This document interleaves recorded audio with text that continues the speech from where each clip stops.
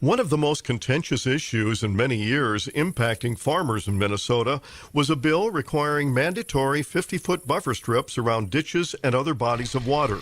It was a face-off between farm organizations and Pheasants Forever and other environmental groups.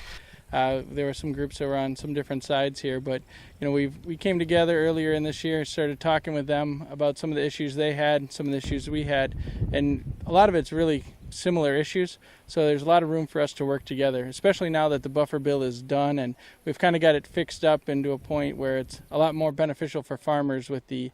measurements for buffers coming in line with ditch law and private ditches getting clearly out of that law.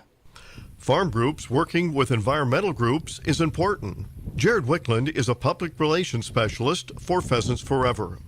The big message that we try to get out is, through Pheasants Forever, we'd like to see a habitat mosaic on the landscape, and we can have all the corn and all the soybeans still grown in the state, and we can still have great water quality and a lot of wildlife, including pheasants, deer, turkeys, and pollinator habitat. So I think that's one of the things that we learned is that by working together and reaching out to these different groups, we've come up with a compromise that's not only great for the wildlife and water quality side of things, but it's going to work for the farming and producers as well here right in Minnesota. I think there's a lot of similarities that we have, and if we work on these issues together and start building a better relationship, better trust relationship with them,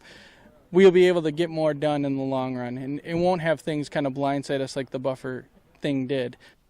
During the debate on buffer strips in Minnesota, it was very contentious between the ag organizations and the environmental groups. They did reach a compromise in the end, and if there's a silver lining for the future, they're looking at working together on issues like water quality. This is Lynn Ketelsen reporting.